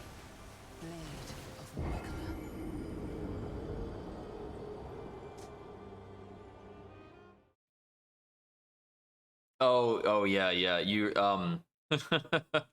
so the ship was like the ground under the ship crumbling into the black hole. There are specific places on that planet you can land, but I'm not going to tell you how to figure out which ones.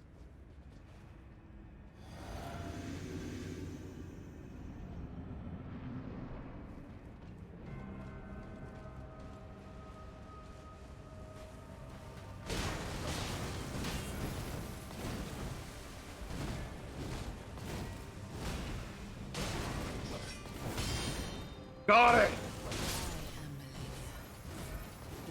I parried the frickin' triple slice.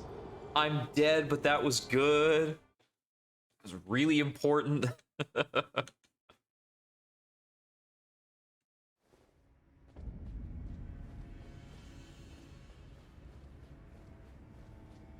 Oh, I didn't think that part could fall in. Huh.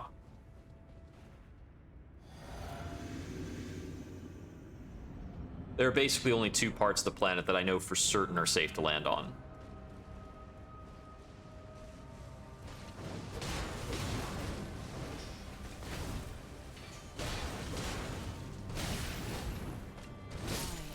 Oh, she turned all the way around with that.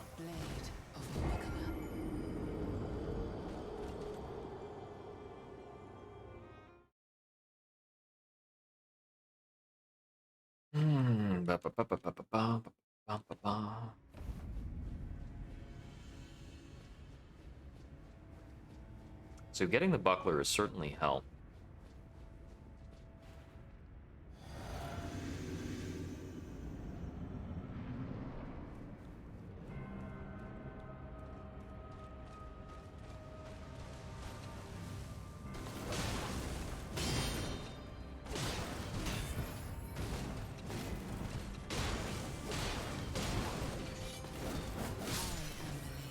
Oh.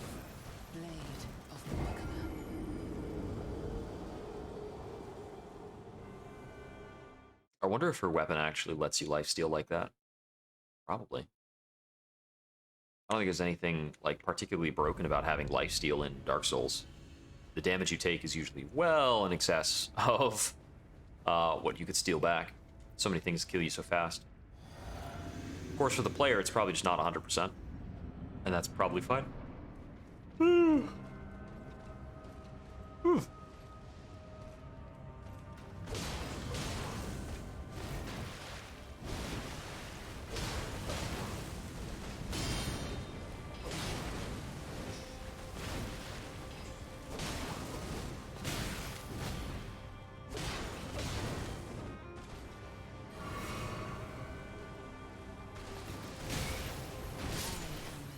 She delayed there.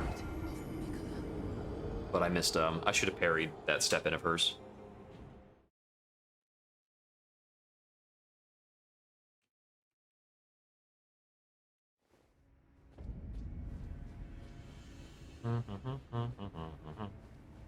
I think for her sidestep into an attack, I've gotten the parry timing down pretty good.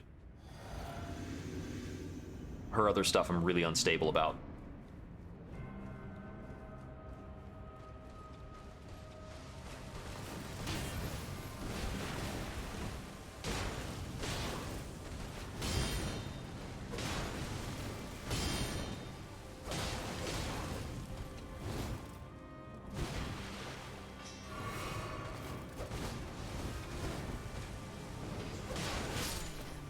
Right, that one has poise.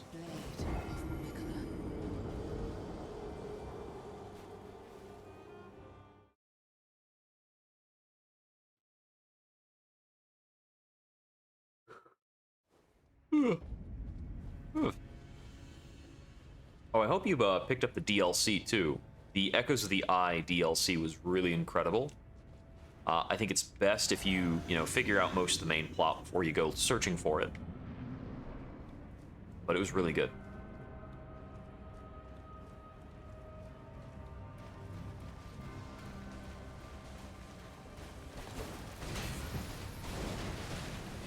Dead.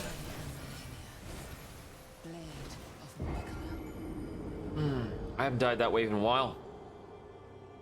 I have largely trained myself away from some of the useless healing. I mean, being healed only allows me to survive a very small pool of her attacks anyway.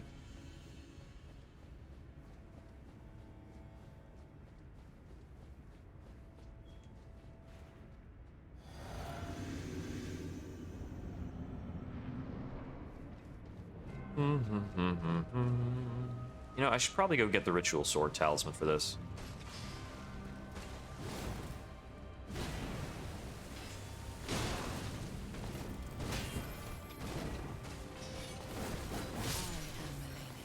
Don't back roll that, you'll die.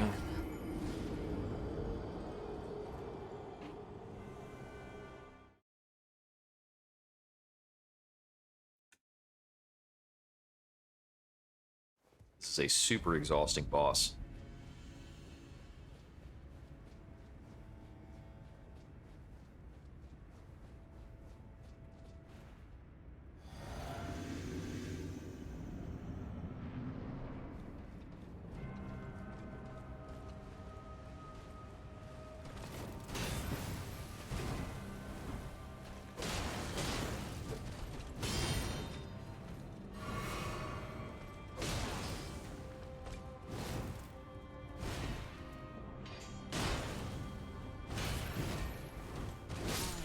Oh, that had that much reach. All right.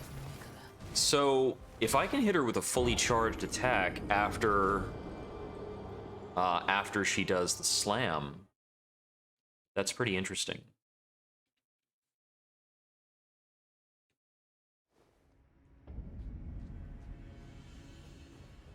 That might help me with piling on stun.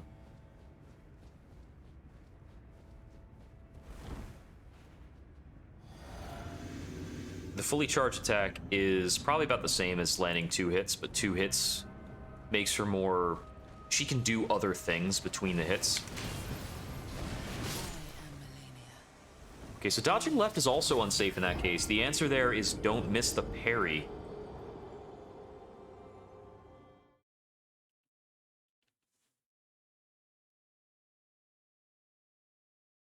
See, that was on the step in into 2 swipes. So I need to not be missing the step and parry.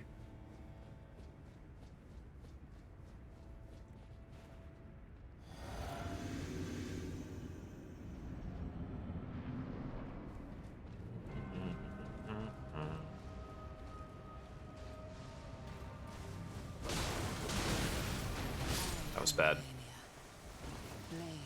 And that's the reason why 2 swipes is dangerous. She didn't actually stagger on the first one because she decided to dash. So I need to not do a second swipe there. Don't do that. Don't you do it. Don't you do it. It's not safe.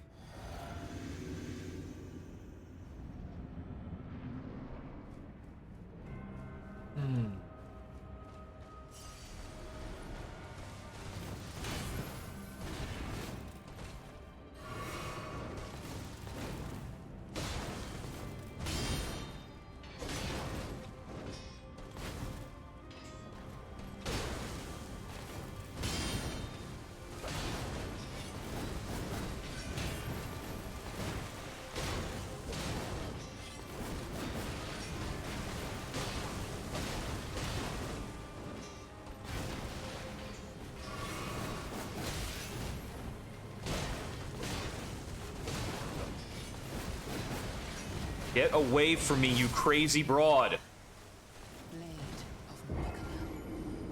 She just literally didn't stop the entire time. Even after, like, she never stepped away. Even after she did, like, the dash attacks, she was right back into it. Actually, no, she never did the dashing step. I couldn't get her to do anything that would get her off of me.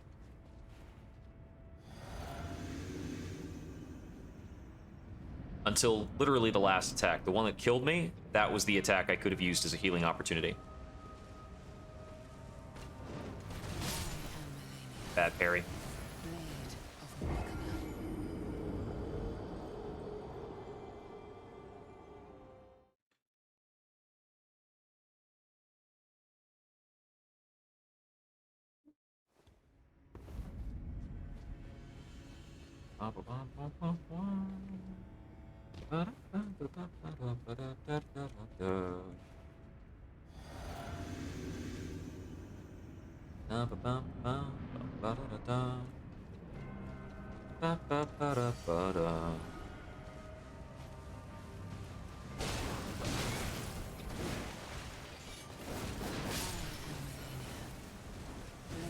I couldn't dodge forward through it because I was slightly too far back.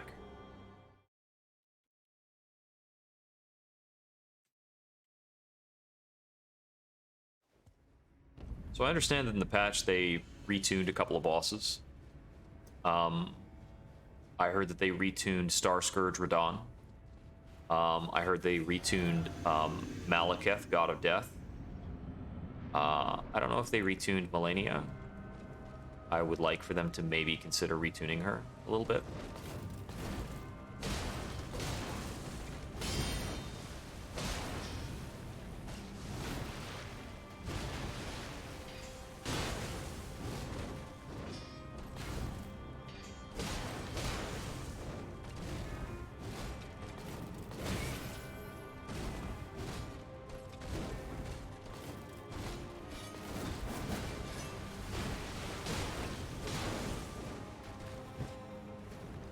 I hit the wrong button there.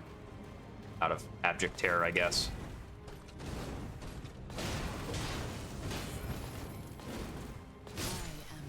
Oh, I couldn't get off the stab in time.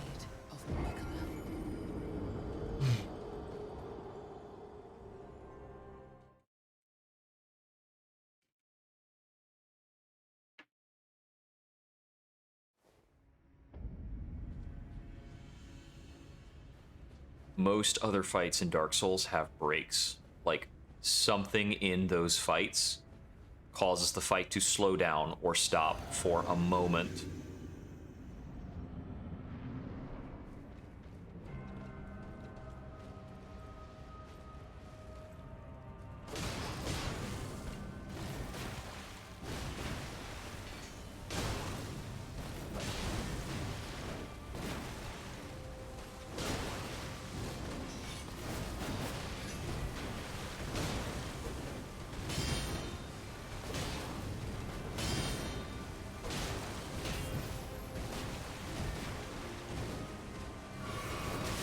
Dead.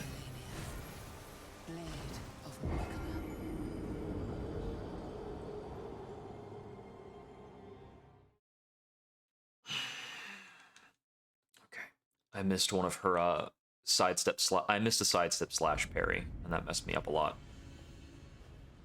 I might just need to be dodging sidestep slash unless I can figure it out more specifically or get some guidance on it. The same way I'm dodging the bunny hop.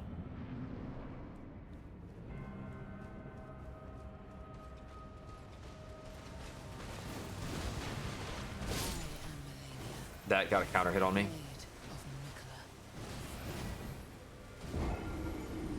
At least I think it did. Pretty sure.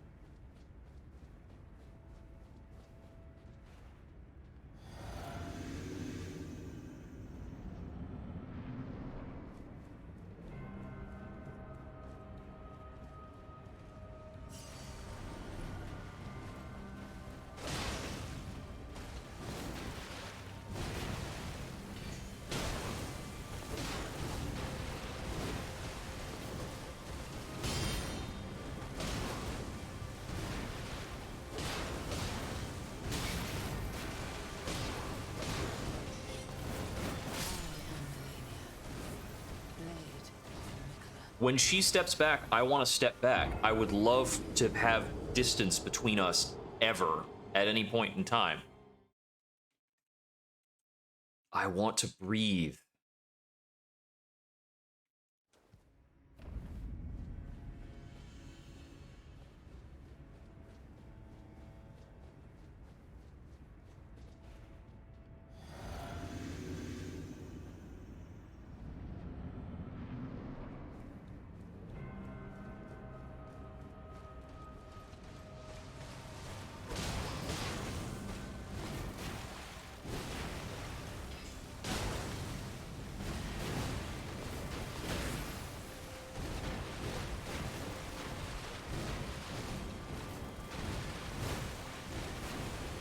There we go.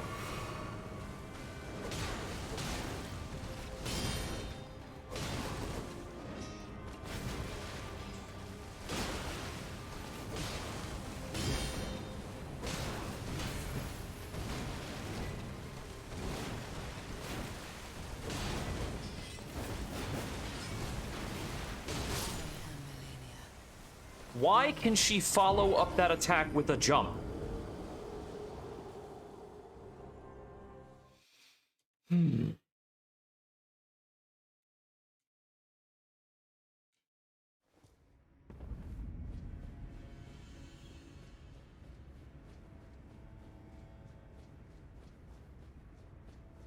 So many other boss fights are predicated on recognizing sequences of things.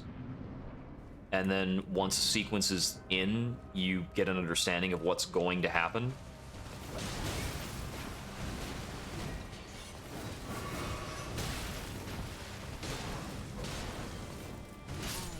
And knowing the sequence of what's about to happen is essentially how you survive some of these later boss fights that are very tough. And you just dodge through things because you know what is going to happen. You're like, they've started a 5-attack pattern, or they're at this point, they have like one divergence from this based on my positioning.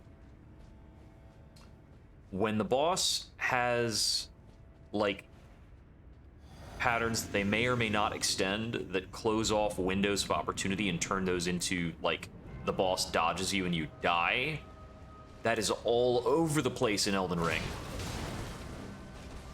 And it's new to the series.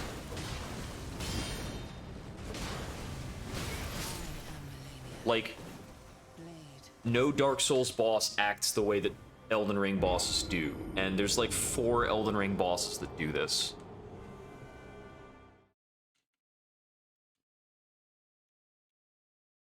Somewhat. Because Moog does this in a soft way, but Moog's attacks are fairly slow. So you can kind of understand when Moog is canceling out of a combo. Morgott, and Malenia do this very aggressively, and it's really obnoxious.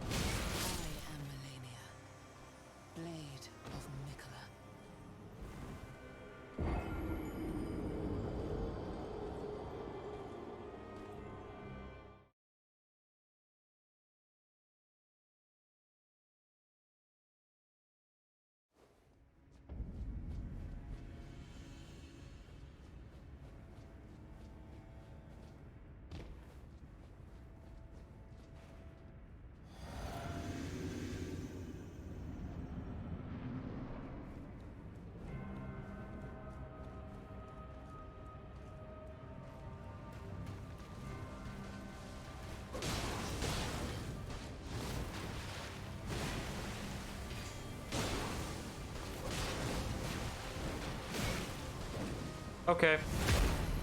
That's it for now. I'm gonna be taking a break. I will probably be back on this late Sunday, but we're gonna work on a different area, and we will come back to this boss later. We'll come back with a more upgraded weapon. I think our talismans are probably not going to change. I think these are about as good as the talismans get. We might drop the Dragon Crest shield because I'm not confident it matters. We might drop the Ritual shield because I'm not confident it matters. We might go with a very, very just, like, this does damage type of build and see what we can do with it. Thank you for tuning in. I hope everybody has a great weekend. This has been Jupiter XL. May we wander again soon.